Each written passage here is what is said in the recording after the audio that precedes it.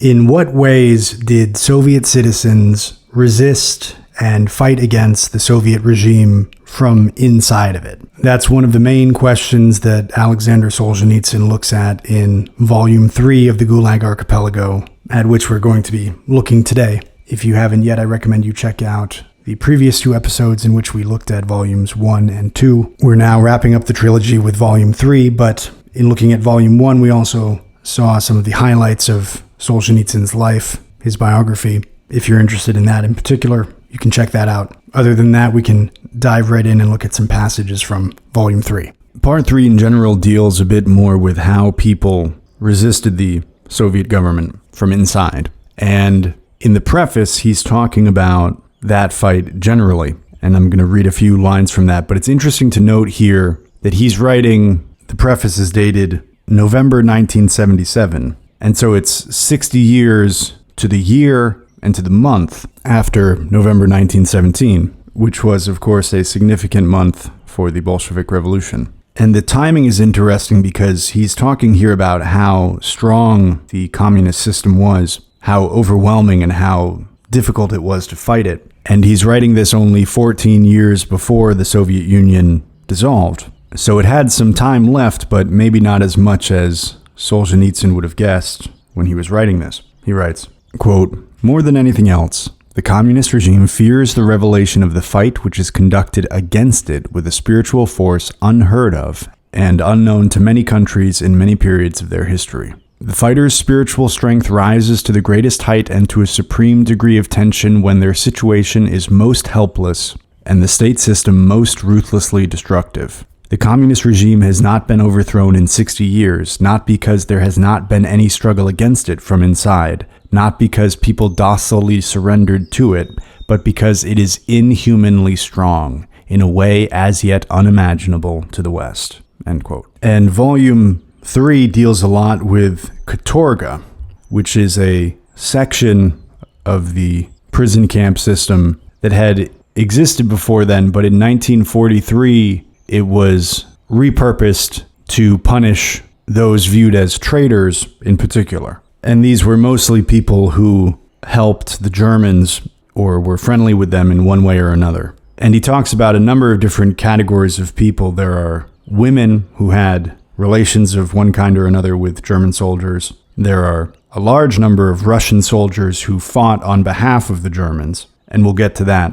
But first he points out this irony that the government had this very harsh response to people being friendly toward this latter group of people coming from Germany, that is, the Wehrmacht, the German army, when the Soviet government itself was arguably, at least in part, a result of a different group of people coming from Germany. And he's talking about this train trip that Lenin and 29 or so other people made in April of 1917.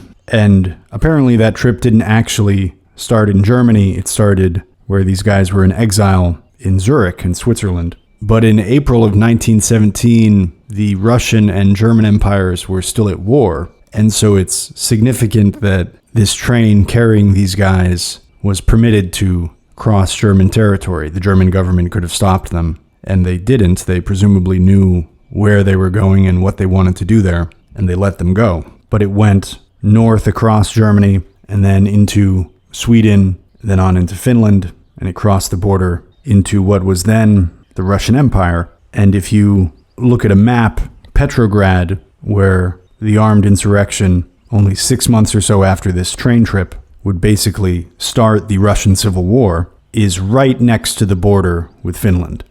So he draws this comparison between how the one group of people coming from Germany were among the founders of the Soviet system, and that same system later came down very hard on anybody working with this other group of people coming from Germany. And it's not a perfect metaphor, but it's an interesting comparison. And without looking very deeply, I was unable to find a complete list of everybody who was on the train with Lenin, who was traveling with him. Of the names that are usually given, there are definitely people who were instrumental in setting up communist government. Among them was Grigory Zinoviev, who was the first chairman of the Communist International from 1919 to 1926. There was also Karl Radek, who had helped to establish the Communist Party of Germany, as well as the Communist International, the Comintern. And he later spent a year in prison for his role in the Spartacist uprising. Now, to see what that was in context, we can look at a few things. One is that at the end of World War I, Kaiser Wilhelm II abdicated the throne on November 9th, 1918. This causes the dissolution of the German Empire and is also the end of the 500-year reign over Prussia and Brandenburg by the House of Hohenzollern. A provisional government is set up under the leadership of Friedrich Ebert, who is the leader of the Social Democratic Party of Germany. And then there's a complicated chain of events that I don't want to try to summarize because I don't want to get it wrong. But in January of 1919 in Berlin, just a couple months later, between 150 and 200 people are killed in some kind of fighting that involves the Communist Party of Germany. And Radek spent a year in prison for his involvement in that. But so the timeline is worth mentioning. April of 1917, Radek is on a train with Lenin heading into the Russian Empire. Everything that happens in 1917 and 1918 happens, and we'd have to look more at Radek in particular to see exactly when he ended up back in Germany. But then we have in January of 1919 some kind of violent uprising involving the Communist Party of Germany, and Radek is involved in that as well. So he traveled back at some point. So there you have an example of at least one person who was involved in revolutionary activity, or at least violent political activity, both in Russia and in Germany during this time. And another person who was on the train with Lenin was Gregory Sokolnikov, who was, in October of 1917, selected to be on the Political Bureau, which was a predecessor to the better-known Politburo. The first group never actually met, but this guy Sokolnikov was, among other things, chosen to be part of this organ that perhaps was going to be the Politburo, but then a different one was formed. So one of the groups of people that ends up at Katorga, at this area for prisoners, is the Russian women who had romantic relations with German soldiers. And he talks about this group a lot and the different reasons why a woman in that situation might have done that. And he acknowledges that it often might have been true romantic interest, but then sometimes it might have been that the woman was literally hungry, that she didn't have food to eat, but this soldier could get her food in one way or another. And he talks about how other Russian women would call these women German bedstraw. And he says maybe these women ought to have been reprimanded or given a fine or something, but that sending them to Katorga was perhaps too extreme. And he writes about them, quote, "But who is really to blame for all this? Who, I ask you? Those women or fellow countrymen, contemporaries? We ourselves, all of us. What was it in us that made the occupying troops much more attractive to our women? Was this not one of the innumerable penalties which we are continually paying, and will be paying for a long time yet, for the path we have so hastily chose, and have so stumblingly followed, with never a look back at our losses, never a cautious look ahead?"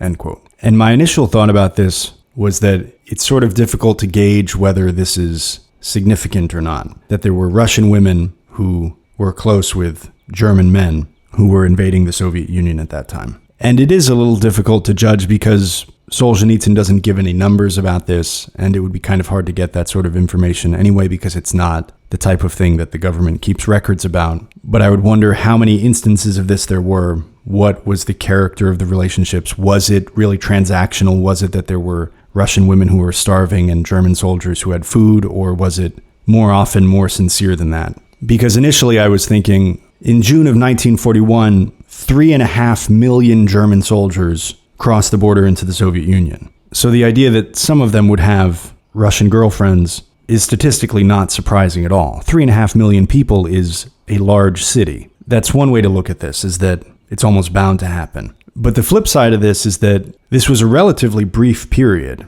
You're talking about a few years, 1941 to late 1943 into 1944. And it was characterized by some of the most intense fighting in the history of the world. It's not as if they were there for 10 years and they were mostly going on patrol and doing police work or something. And even if it could be characterized that way, I have no idea about what the numbers are. I imagine they're pretty low, but I don't think that many American men had Iraqi girlfriends. It probably happened in some isolated cases, but it certainly wasn't enough that anybody felt the need afterward to address it with a policy, for example. And in that case, there's also a religious and a cultural barrier that didn't exist, or it was less of a barrier in the German-Russian case. I'm just pointing out that my initial thought that, well, in a war with a whole lot of men going into a place, this is likely to happen, that might not necessarily be true. So this question of Russian women and German men in World War II is interesting, but I don't quite feel like I have enough information about it. So for now, we can just acknowledge that it was something that happened in World War II and then put a question mark on it. What's the significance of it? And along similar lines, something else that Solzhenitsyn talks about a lot is the Vlasovites. It was also called the Russian Liberation Army. And this was a formation of Russian soldiers under Andrei Vlasov, who was a Red Army general who defected, and they fought under the German command against the Soviet Union. And from what I could tell, that particular formation had about 125,000 soldiers in it. But other sources say that across the board, about 1 million Soviet citizens worked with the German military. And from what I could tell, it seems that Solzhenitsyn uses the term Vlasovite to refer to anybody who did that, not only to the people who were specifically in the Russian Liberation Army, who fought under Andrei Vlasov. But he talks a lot about these people as well, the Vlasovites.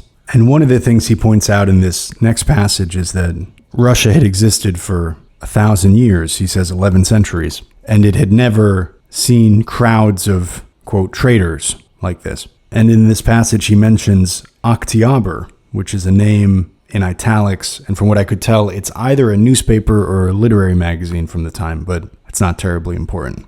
Solzhenitsyn writes, quote, Russia has stood for 11 centuries, known many foes, waged many wars. But have there been many traitors in Russia? Did traitors ever leave the country in crowds? I think not. I do not think that even their foes ever accused the Russians of being traitors, turncoats, renegades, though they lived under a regime inimical to ordinary working people. Then came the most righteous war in our history, to a country with a supremely just social order, and tens and hundreds of thousands of our people stood revealed as traitors. Where did they all come from, and why? Perhaps the unextinguished embers of the Civil War had flared up again. Perhaps these were whites who had not escaped extermination. No, I have mentioned before that many white emigres, including the thrice accursed Denikin, took sides with the Soviet Union against Hitler. They had that freedom of choice, and that is what they chose. These tens and hundreds of thousands, polizei and executioners, headmen and interpreters, were all ordinary Soviet citizens. And there were many young people among them who had grown up since the revolution. What made them do it? What sort of people were they? And then I'm skipping ahead a little. He talks about how many of the people who fought alongside the Germans had been oppressed by the system in one way or another, and he gives examples of that. And then he says, all such people are spoken of nowadays, especially by professional agitators and the proletarian vigilantes of Oktyabr, with a contemptuous compression of the lips. People with a grudge against the Soviet state, formerly repressed persons, sons of the former kulak class, people secretly harboring black resentment of the Soviet power. One says it, and another nods his head, as though it explained anything, end quote. And later, describing the state of the Soviet Union at that time, he says, quote, given this state of affairs, should we be surprised that too many people welcomed the arrival of the Germans, or be surprised that there were so few who did, end quote. And this next passage is a little complicated. It gets into the Soviet media and the perceptions of the Soviet citizen. And he uses this guy that he knew, Nikolai Bronovitsky, as an example. And he mentions Bronovitsky in this passage. On the one hand, Bronovitsky is a little bit ahead of the curve compared to Solzhenitsyn himself in terms of his awareness of the system. Solzhenitsyn meets him when he's a young military guy, and Solzhenitsyn is still pretty much fired up about communist ideology because he hasn't been to prison yet. And at that time, Bronovitsky is sort of trying to feel them out or hint at an opposition or a dissent to the system. So I'm not sure if by using this guy as an example, Solzhenitsyn here was trying to talk about the perceptions of the ordinary citizen, because Bronovitsky is not a typical laborer or something. But I also don't think that he was trying to limit what he was talking about here only to dissident intellectuals. Otherwise, you wouldn't have an explanation for 1 million people willing to take up arms against the Soviet system, and that's the context of what he's talking about here. And he mentions a few names. Nicholas II is the last Tsar of the Russian Empire. Nehru was the first Prime Minister of India after India got independence. He was the prime minister for 16 years. Maria Spiridonova was a Russian woman who in 1906 assassinated a Russian security official. She was herself a socialist revolutionary. She was inspired by the Narodniks, who we'll have to look at someday. But for this passage, it just matters that she was a symbol of anti-Tsarism. He mentions Leon Blum, who was prime minister of France 3 times. He mentions Joseph Pilsudski, who was a major political leader in Poland who held various positions starting from 1918. He was the chief of state, the marshal, the prime minister at different times. This is after World War I. Poland is re-established as a state after having not existed for 123 years, it having been partitioned in 1795. And he mentions Poincaré, but here he's talking about Raymond Poincaré, who is the cousin of Henri Poincaré, the mathematician and philosopher, and whose books we've looked on this podcast. You can check those out if you're interested. But Henri's cousin Raymond, about whom Solzhenitsyn is talking here, was the president of France from 1913 to 1920, and he was 3 times the prime minister of France, so a leading French politician. And you don't have to remember all these guys to enjoy this next passage, but whenever a writer rattles off a bunch of names like that, I try to, when I have time, go and look up who he's talking about. Because if a writer is dropping a name, especially just a last name without any explanation, that's somebody who, at that time or for his audience, was significant enough to not need an explanation. So if you don't know who they're talking about right away, you will usually learn something interesting if you go and try to find out. And one of the things he's talking about in this next passage is how the Soviet media was so directly connected to the political system that it lost its credibility for many Soviet citizens. Solzhenitsyn writes, quote, "Not everything in our lives was foul. Not every word in the papers was false. But the minority, downtrodden, bullied, beset by stool pigeons, saw life in our country as an abomination from top to bottom, saw every page in the newspapers as one long lie. Let us recall that in those days there were no Western broadcasts in Russian, and the number of private radio sets was inconsiderable, so that a citizen could obtain information only from our newspapers and the official radio, in which Bronovitsky and his like expected from experience to find only cowardly suppression of facts or a vexatious tangle of lies. Everything that was written about other countries, about the inevitable collapse of the West in 1930, about the treachery of Western socialists, about the passionate hostility of Spain to Franco, or in 1942 about Nehru's treasonable aspiration to freedom in India, which of course weakened our ally the British Empire. All this proved to be nothing but lies. The maddeningly monotonous, hate-filled propaganda conducted on the principle that he who is not for us is against us had never drawn distinctions between the attitudes of Maria Spiridonova and Nicholas II, those of Leon Blum and Hitler, those of the British Parliament and the German Reichstag. So when Bronovitsky read apparently fantastic stories about bonfires of books in German squares and the resurrection of some sort of ancient Teutonic savagery, we must not forget that Tsarist propaganda during the First World War had also told a few fibs about Teuton savagery. How could he be expected to distinguish them from all the rest, single them out as true, recognize in German Nazism, reviled in almost the same inordinate terms as Poincaré,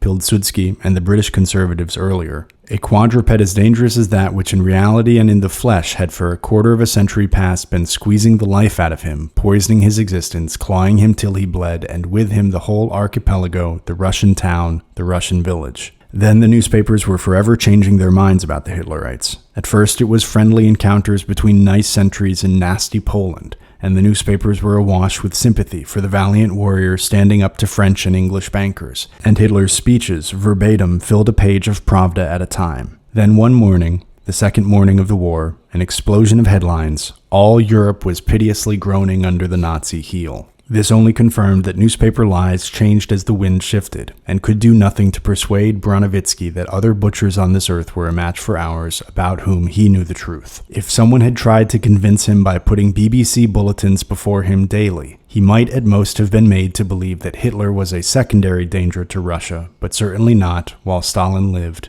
the greatest." End quote. And later he writes, quote, "So that as the German army approached, Bronovitsky and tens of thousands of lonely individuals like him felt that their hour was drawing near, the hour which they had ceased to hope for 20 years ago, which is given to a man only once, then lost forever, since our lives are so short measured against the slow pace of historical change. the hour in which he can repudiate what has befallen, what has been visited upon, flogged, and trampled into his people, serve in some way still obscure his agonized country, help to revive some sort of public life in Russia." End quote. And then along similar lines, quote, "In part one, I spoke of those Vlasovites who took up arms in desperation because they were starving in camps, because their position seemed hopeless. Yet even here there is room for reflection. The Germans began by using Russian prisoners of war only for non-military tasks in the rear in support of their own troops, and this, you might think, was the best solution for those who only wanted to save their skins. So why did they take up arms and confront the Red Army head-on? But now, since further postponement is impossible, should I not also talk about those who even before 1941 had only one dream, to take up arms and blaze away at those red commissars, Chekists, and collectivizers?" Skipping ahead. "There is, then, reason to be proud if the Soviet-German war showed that we are not such slaves as all those studies by liberal historians contemptuously make us out to be. There was nothing slavish about those who reached for their sabers to cut off Daddy Stalin's head, nor about those on the other side who straightened their backs for the first time when they put on Red Army greatcoats in a strange, brief interval of freedom which no student of society could have foreseen." End quote. And in this next passage, Solzhenitsyn says very explicitly that this resentment that the ordinary Soviet citizen and the Soviet soldier had for the Soviet regime is maybe the main explanation for the German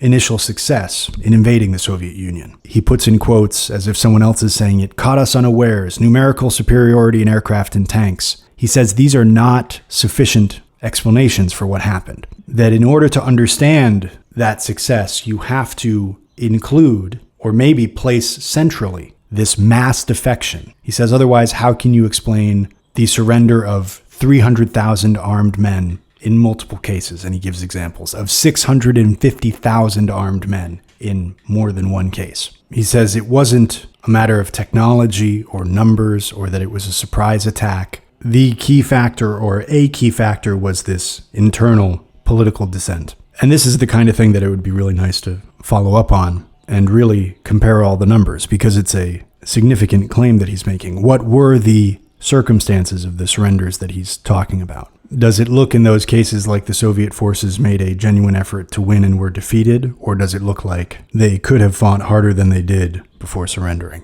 And he gives a few examples of specific leaders and groups going over to the Germans. And I'll mention in quotes, I'll say, quote, end quote, for a telegram that Stalin reportedly sent describing this situation, and a surprising request that he made to the British government that I hadn't heard of. And this passage mentions the terms Raicoms and Gorcoms, and these are local Soviet administrations, something like a municipal government. Solzhenitsyn writes, quote, "These people, who had experienced on their own hides 24 years of communist happiness, knew by 1941 what as yet no one else in the world knew, that nowhere on the planet, nowhere in history was there a regime more vicious, more bloodthirsty, and at the same time more cunning and ingenious than the Bolshevik, the self-styled Soviet regime. That no other regime on earth could compare with it either in the number of those it had done to death, in hardiness, in the range of its ambitions, in its thoroughgoing and unmitigated totalitarianism. No, not even the regime of its pupil Hitler,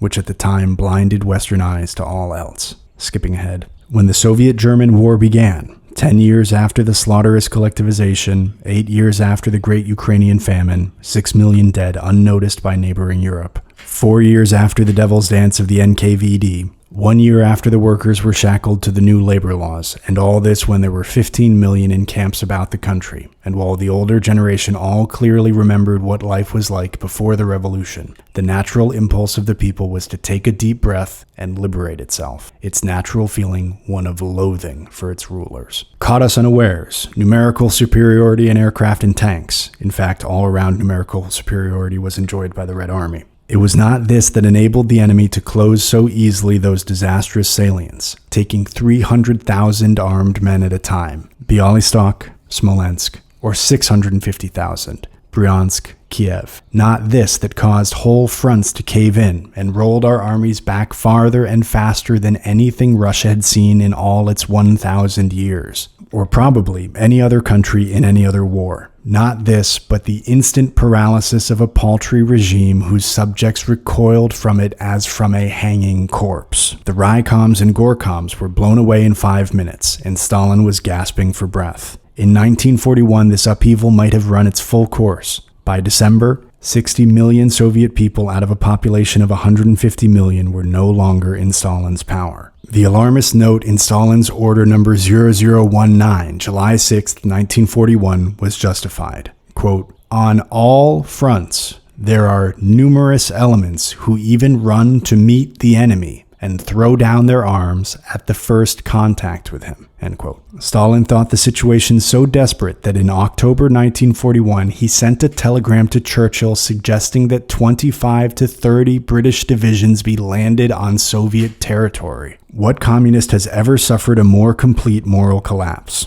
This was the mood of the time. On August 22, 1941, the commanding officer of the 436th Light Infantry Regiment, Major Kononov, told his regiment to their faces that he was going over to the Germans to join the Liberation Army for the overthrow of Stalin and invited all who wished to go with him. Not only did he meet with no opposition, the whole regiment followed him. Only 3 weeks later, Kononov had created a regiment of Cossack volunteers behind the enemy lines. He was a Don Cossack himself. When he arrived at the prisoner of war camp near Mogilev to enlist volunteers, 4,000 of the 5,000 prisoners there declared their readiness to join him, but he could not take them all. In the same year, half the Soviet prisoners of war in the camp near Tilsit, 12,000 men, signed a declaration that the time had come to convert the war into a civil war. We have not forgotten how the whole population of Bryansky, before the arrival of the Germans and independently of them, joined in the creation of an autonomous Russian local administration over a large and flourishing province with 8 districts and more than 1 million inhabitants. The demands of the Bryansky community were quite precise. A Russian national government to be established, Russians to administer themselves in all the occupied provinces, Russia to be declared independent within its 1938 frontiers, a liberation army to be formed under Russian command. Or again, a group of young people in Leningrad numbering more than 1,000, led by student Rodchenko, went out in the woods near Gatchina to await the Germans and fight against the Stalin regime. The Germans, however, sent them behind the lines to work as drivers and kitchen orderlies. The Germans were met with bread and salt in the villages on the Don. The pre-1941 population of the Soviet Union naturally imagined that the coming of a foreign army meant the overthrow of the communist regime. Otherwise, it could have no meaning for us at all. People expected a political program which would liberate them from Bolshevism. From where we were, separated from them by the wilderness of Soviet propaganda, by the dense mass of Hitler's army, how could we readily believe that the Western Allies had entered this war not for the sake of freedom in general, but for their own Western European freedom? Only against Nazism, intending to take full advantage of the Soviet armies and leave it at that. Was it not more natural for us to believe that our allies were true to the very principle of freedom and that they would not abandon us to a worse tyranny? End quote. Later he writes, quote, "Even in 1943, tens of thousands of refugees from the Soviet provinces trailed along behind the retreating German army. Anything was better than remaining under communism." End quote. And later he talks about this whole movement against the Soviet government as being more authentic, more broad-based, we would today say grassroots, more popular, more of the people than the movement from 1900 or earlier to 1917. And he mentions the Pugachev Rising, which is a rebellion in the 18th century in Russia. He writes, quote, "If this movement had been allowed to develop unhindered, to flow with the same force as in the first weeks of the war, it would have been like a second Pugachev Rising, resembling the first in the numbers and social level of those swept in its train, in the weight of popular support, in the part played by the Cossacks, in spirit, its determination to settle accounts with evildoers in high places, in the contrast between its elemental force and the weakness of its leadership. However this may be, it was very much more a movement of the people, the common people, than the whole liberation movement of the intelligentsia from the beginning of the 20th century right up to February 1917, with its pseudo-popular aims and its harvest in October. It was not, however, destined to run its course, but to perish ignominiously, stigmatized as treason to our holy motherland." End quote. Later he talks about the treatment of the revolutionaries under the Tsar. So now we're back before the revolution, and he's looking at how the Tsar and his government specifically treated Lenin and Trotsky. And by the time you get to this point, you've read through 2.5 volumes about the nightmare of the Soviet prison system and how people were given very heavy sentences in very difficult conditions for very light crimes. And so now here he's talking about how nurturing and gentle and even encouraging was the Tsar's response to the revolutionaries under him who would eventually kill him and his family. At the beginning here, he's talking about Tsar Nicholas II. Solzhenitsyn writes, quote, "It is true that the inertial undertow of dynastic tradition prevented him from understanding the demands of his age, and that he lacked the courage to act. In the age of airplanes and electricity, he still lacked all social awareness, and thought of Russia as his own rich and richly variegated estate, in which to levy tribute, breed stallions, and raise armies for a bit of a war now and again with his imperial brother of the House of Hohenzollern. But neither he nor any of those who governed for him any longer had the will to fight for their power. They no longer crushed their enemies. They merely squeezed them gently and let them go. They were forever looking over their shoulders and straining their ears. What would public opinion say? They persecuted revolutionaries just sufficiently to broaden their circle of acquaintance in prison, toughen them, and ring their heads with halos. We now have an accurate yardstick to establish the scale of these phenomena, and we can safely say that the Tsarist government did not persecute revolutionaries, but tenderly nurtured them for its own destruction. The uncertainty, half-heartedness, and feebleness of the Tsarist government are obvious to all who have experienced an infallible judicial system." And then skipping ahead, now he's talking specifically about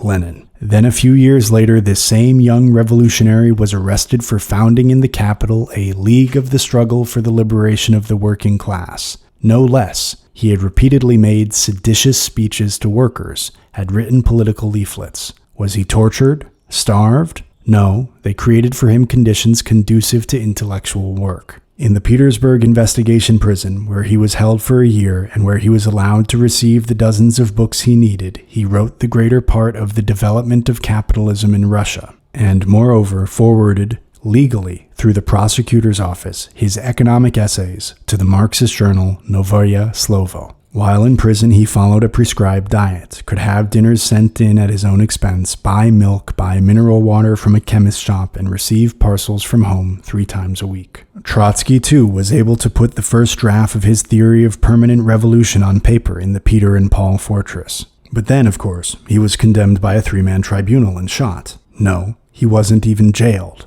only banished. To Yakutia, then, for life. No, to a land of plenty, Minusinsk, and for 3 years. He was taken there in handcuffs, in a prison train. Not at all. He traveled like a free man, went around Petersburg for 3 days without interference, then did the same in Moscow. He had to leave instructions for clandestine correspondence, establish connections, hold a conference of revolutionaries still at large. He was even allowed to go into exile at his own expense. That is, to travel with free passengers. Lenin never sampled a single convict train or a single transit prison on his way out to Siberia, or of course, on the return journey. Then, in Krasnoyarsk, 2 more months' work in the library saw the development of capitalism finished, and this book, written by a political exile, appeared in print without obstruction from the censorship. Measure that by our yardstick. But what would he live on in that remote village, where he would obviously find no work? He asked for an allowance from the state, and they paid him more than he needed. It would have been impossible to create better conditions than Lenin enjoyed in his one and only period of banishment.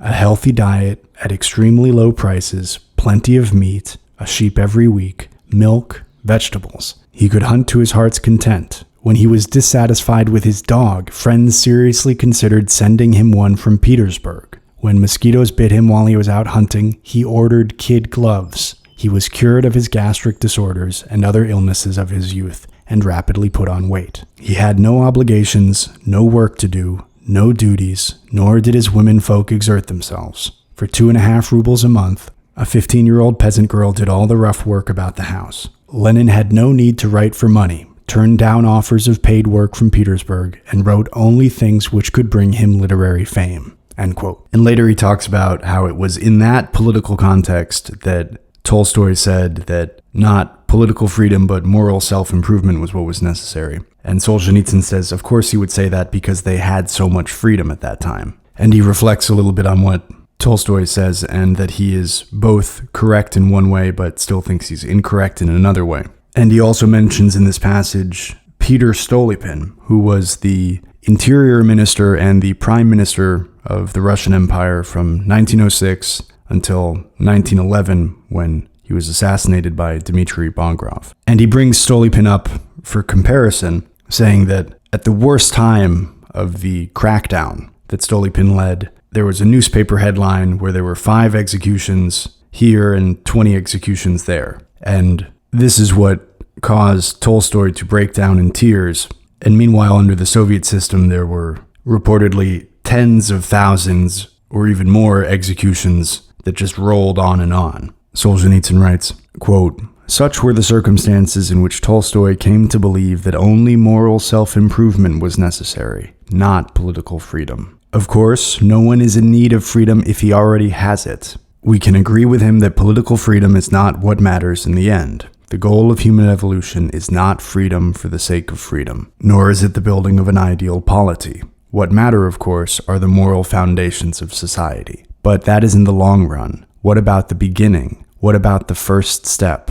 If Tolstoy had been pressed as hard as we all were in Stalin's time, when 3 men feared to come together under one roof, even he would have demanded political freedom. At the most dreadful moment of the Stolypin terror, the liberal newspaper Rus was allowed to report in bold type on its front page, 5 executions, 20 executed at Kherson. Tolstoy broke down and wept, said that he couldn't go on living, that it was impossible to imagine anything more horrible." End quote. And later he talks about the importance of independent public opinion, and he defines that as being individual and interacting opinions that are freely expressed and they're separate from the government and the party. And he says that this is the only thing that could prevent what had happened in the past from happening again. He writes, quote, "Public opinion. I don't know how sociologists define it, but it seems obvious to me it can only consist of interacting individual opinions, freely expressed and independent of government or party opinion. So long as there is no independent public opinion in our country, there is no guarantee that the extermination of millions and millions for no good reason will not happen again, that it will not begin any night, perhaps this very night." End quote. And it being more about how people tried to stand up to the Soviet system, Volume 3 of the Gulag Archipelago has more long ongoing narratives than the first 2 volumes did. That is, there are long accounts of guys who escaped the camps and what they went through, and hunger strikes at the camps and uprisings and the politics of those uprisings. There are some cases where the camp administration essentially lost control of the camp and had to negotiate with the prisoners. And these are all very interesting and worth reading in full. And in listing the ways that people could resist the prison system in particular, he lists protests, hunger strikes, escape, and mutiny. And he goes over each of those in some detail. But he talks about how even in that context, for example, you're in the very desperate circumstances of being in a prison camp and you can't get anything that you want. You have this system that has basically total control over you. When you go on a hunger strike, the only reason that has any meaning is because of public opinion. You're still appealing to public opinion, which is that if word gets out that all of the prisoners at such and such camp are in such revolt against their circumstances that they're all on a hunger strike, or worse, some of them start to die of hunger, this is a serious blow to the perception of the system. But that only matters if public opinion matters. So it's still an appeal to public opinion. And as in the other 2 books, he talks about his spiritual development through this experience. And here he also talks about the survival value of creative literary work while he's in the camps, the practical value that it had. And at the beginning here, he's talking about the physical work. He writes, quote, "I was anxious and unsure of myself to begin with. Could I keep it up? We were unhandy, cerebral creatures, and the same amount of work was harder for us than for our teammates. But the day when I deliberately let myself sink to the bottom and felt it firm under my feet, the hard, rocky bottom which is the same for us all, was the beginning of the most important years in my life. the years which put the finishing touches to my character. From then onward, there seemed to have been no upheavals in my life, and I have been faithful to the views and habits acquired at that time. I needed an unmuddled mind because I had been trying to write a poem for 2 years past. This was very rewarding in that it helped me not to notice what was being done with my body. Sometimes in a sullen work party with Tommy gunners barking about me, lines and images crowded in so urgently that I felt myself borne through the air, overleaping the column in my hurry to reach the worksite and find a corner to write. At such moments, I was both free and happy." End quote. And he goes into a lot more detail about his process of composing poetry while he's in the camps. And at one point, he emphasizes the importance of memory.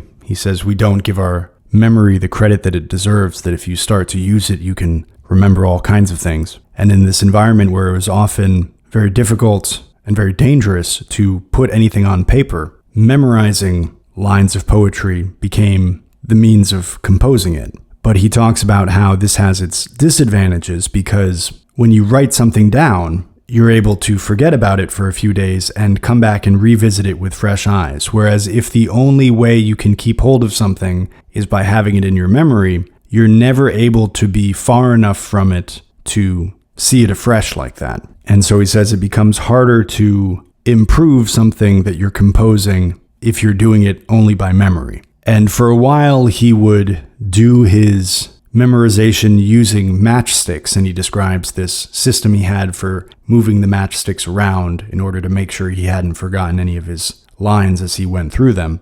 And he says even when he was doing that in his bunk, he would try to make it look like he was just flipping the matches around absentmindedly because there might be a snitch among the prisoners who's watching him and might go and tell somebody, hey, he's doing something weird with matches. And so even when he's just memorizing his poetry, he's trying to make it look like he's doing nothing. And then later he gets some Lithuanians who had made rosaries, strings of prayer beads that you usually use to count the number of prayers that you've said so you don't lose count. He asked them to make him a particular kind of rosary that was a bit longer than rosaries typically are. And so they thought he was very pious, but really he just wanted to memorize longer poetry rather than say even more prayers. So there's this practice in the camp of prison poetry. They don't tell each other about it, but there were different people composing poetry in various ways, probably similar to this, always secretly. And then after he gets out, he encounters some poetry of Varlam Shalamov, who's a Russian poet who is apparently much better known in Russia. The only thing I can find of his that's translated into English is the Kolyma Tales. But Solzhenitsyn mentions Shalamov a couple times in the Gulag Archipelago. Once is here, and he also mentions him in the epilogue and says that he invited Shalamov to write this book together with him, and Shalamov declined. And apparently Shalamov and Solzhenitsyn didn't get along very well later. And a Russian friend recently told me that this was in part because Shalamov viewed Solzhenitsyn as having written his book in order to try to get a ticket to the West. And I'm hearing that, as I said, from a Russian friend. I don't know exactly what he said, but there was some kind of tension between these two guys. But Solzhenitsyn here quotes Shalamov very favorably. He quotes a few lines of Shalamov's poetry that he had written while he was in the camp. And these lines maybe show us the view of the commitment of the guys who were trying to write something even under those circumstances. Solzhenitsyn writes, and remember by 1956 he's now out of prison. He writes, quote, "In 1956 I read the first small collection of Varlam Shalamov's poems in Samizdat, which existed even then, and trembled as though I had met a long-lost brother." Here he declares his willingness to die like Archimedes during the siege of Syracuse. "I know none better. This is not a game, or else a deadly game. But like the sage, I'll welcome death rather than drop my pen, rather than crumple my half-written page." End quote. And as I mentioned, there are a number of accounts of people escaping the camps and what they went through. And in one, there's a story of 3 guys traveling, and they've been without water for too long. 2 of the guys kill the 3rd one in order to drink his blood because they have nothing else to drink and they're about to die. But even after they kill him, his blood curdles and they're unable to drink it. And then anyway, 2 hours later, they find a well. And then there's another part where there are these 2 guys who have a calf, a baby cow, and they have gotten it into a little boat, but it's acting up. And first they just try to calm it down, but then they can't get it calm, and so then the guy just tries stabbing it randomly until it's dead, because otherwise it's going to destroy him. They're in this boat. And at that part, Solzhenitsyn is giving another person's account of their escape, but he says in a footnote there, "Isn't that how our persecutors felt about us? They have to destroy us in order to survive themselves." And then on a lighter note, he talks about one guy who successfully escapes, but he likes to play the accordion at festivals, and he's recaptured when one of the prison guards is in the audience at the festival when he's playing the accordion. He just couldn't help himself. And later he talks about how at some point Stalin set up separate camps for the 58s, for the political prisoners, people who had been charged under Article 58 of the Soviet Penal Code. And it turns out, according to Solzhenitsyn, that this was actually a really bad idea for Stalin, because when the camps included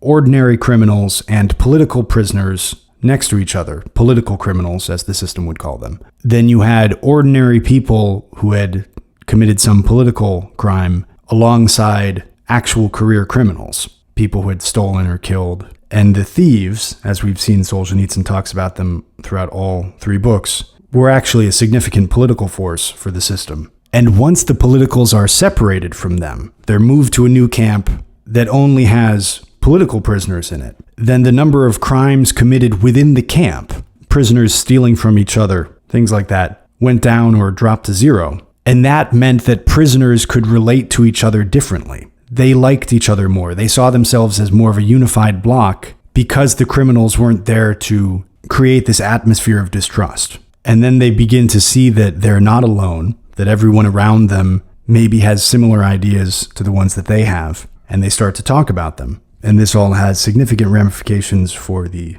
politics of the camps. Solzhenitsyn writes, quote, "Riddle, what is the quickest thing in the world? Answer, thought. It is and it isn't. It can be slow too. Oh, how slow. Only slowly and laboriously do men, people, society realize what has happened to them, realize the truth about their position. In herding the 58s into special camps, Stalin was exerting his strength mainly for his own amusement. He already had them as securely confined as they could be, but he thought he would be craftier than ever and improve on his best. He thought he knew how to make it still more frightening. The results were quite the opposite. The whole system of oppression elaborated in his reign was based on keeping malcontents apart, preventing them from reading each other's eyes and discovering how many of them there were, instilling it into all of them, even into the most dissatisfied, that no one was dissatisfied except for a few doomed individuals, blindly vicious and spiritually bankrupt. In the special camps, however, there were malcontents by the thousands. They knew their numerical strength, and they realized that they were not spiritual paupers, that they had a nobler conception of what life should be than their jailers, than their betrayers, than the theorists who tried to explain why they must rot in camps. This novel aspect of the special camp went almost unnoticed at first. On the face of it, things went on as though it was a continuation of the corrective labor camp, except that the thieves, those pillars of camp discipline and of authority, soon lost heart. Still, crueler warders and an enlarged disciplinary barracks seemed to compensate for this loss. But mark this, when the thieves lost heart, there was no more pilfering in the camp. You could now leave your rations in your locker. You could drop your shoes on the floor for the night instead of putting them under your pillow, and they would be there in the morning. You could leave your pouch on your locker for the night instead of lying with it in your pocket, rubbing the tobacco to dust.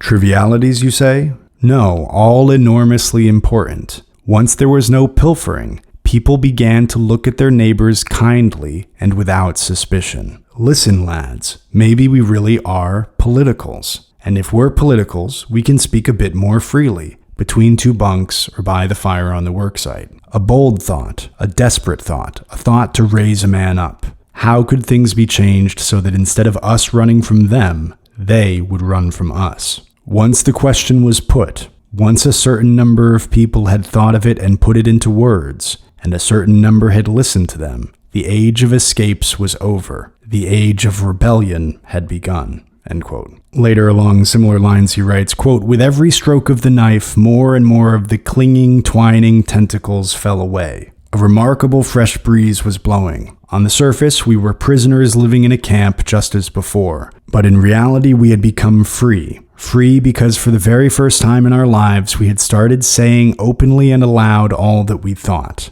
No one who has not experienced this transition can imagine what it is like." End quote. Another significant political move that the prisoners make is they figure out how to stop the flow of information from the prisoners to the camp authorities. And this makes it so even when a security official at the camp comes out and calls somebody, "You come with me, come talk to me," they just don't go. Solzhenitsyn writes, quote, "But now the air was being cleansed of suspicion. Now, even if a security officer ordered somebody to stay away from the work lineup, he would not. Incredible, unheard of in all the years of the Cheka GPU MVD's existence. They summoned a man, and instead of dragging himself there with his heart missing beats, instead of trotting in with a servile look on his silly face, he preserved his dignity. His teammates were watching, and refused to go. An invisible balance hung in the air over the work lineup. In one of its scales, all the familiar phantoms were heaped. Interrogation officers, punches, beatings, sleepless standing, boxes,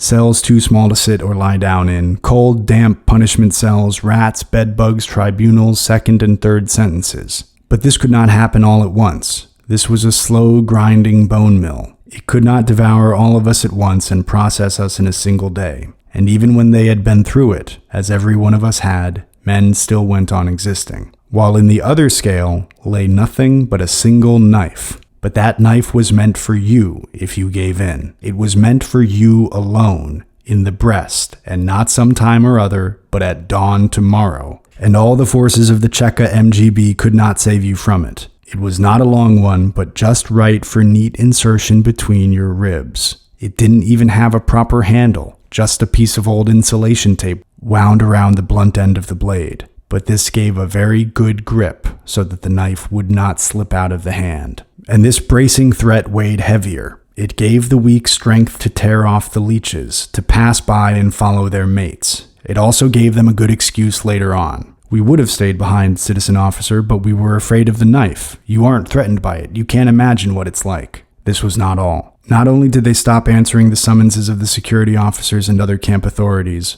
they were now chary of dropping an envelope or any bit of paper with writing on it into the mailbox which hung in the camp area, or the boxes for complaints to higher authority. Before mailing a letter or putting in a complaint, they would ask someone to look at it.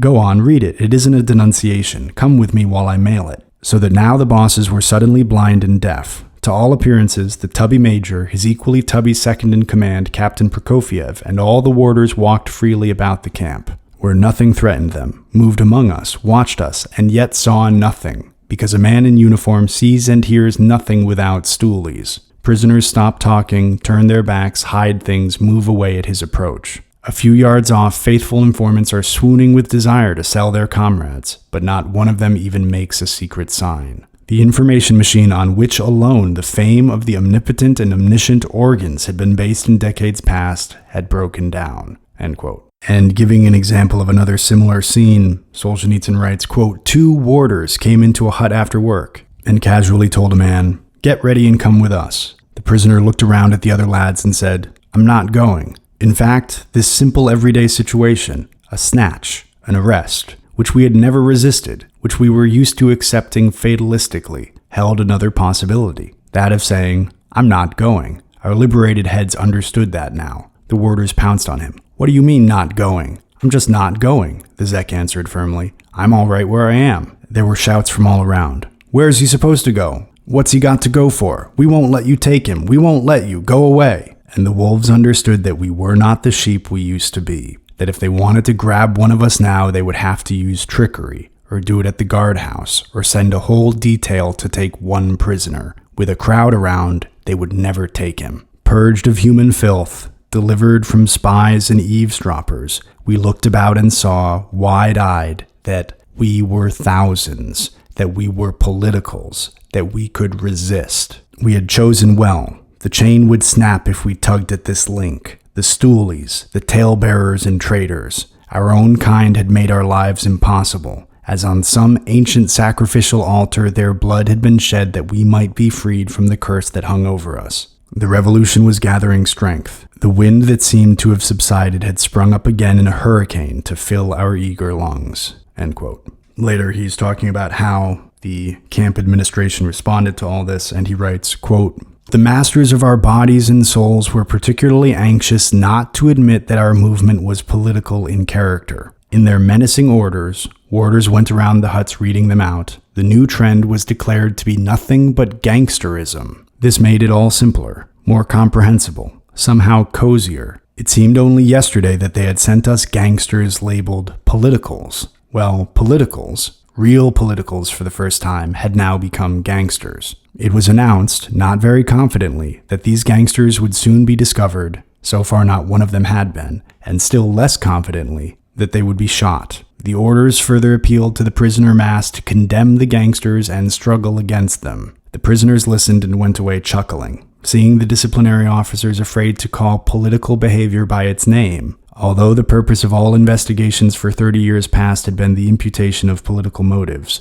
We were aware of their weakness." End quote. And this situation keeps escalating, and eventually they go on a hunger strike. And he writes, quote, "None of those who took part will ever forget those 3 days in our lives. We could not see our comrades in other huts, nor the corpses lying there unburied. Nonetheless, the bonds which united us at opposite ends of the deserted camp were of steel." End quote. And later there's another passage that shows, again, how the ordinary criminals were used to restore order in the camps by really creating disorder and breaking the rebellion. Solzhenitsyn writes, quote, "The bosses now renounced the whole principle of the special camps, acknowledged that if they segregated political prisoners, they had no means of making themselves understood. And just before the May Day celebrations brought in and distributed throughout the mutinous No. 3 Camp Division 650 men, most of them thieves, some of them petty offenders, including many minors. A healthy batch is joining us, the bosses spitefully warned the 58s.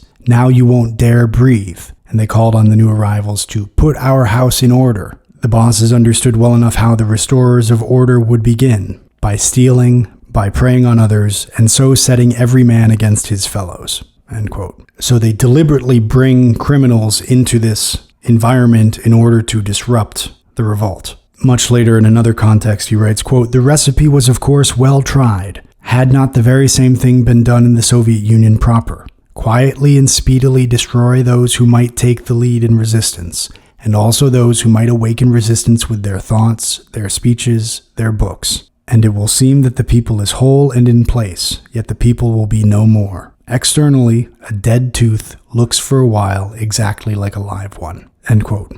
And we can close out with a warning from Solzhenitsyn. He writes, quote, "All you freedom-loving left-wing thinkers in the West, you left laborites, you progressive American, German, and French students.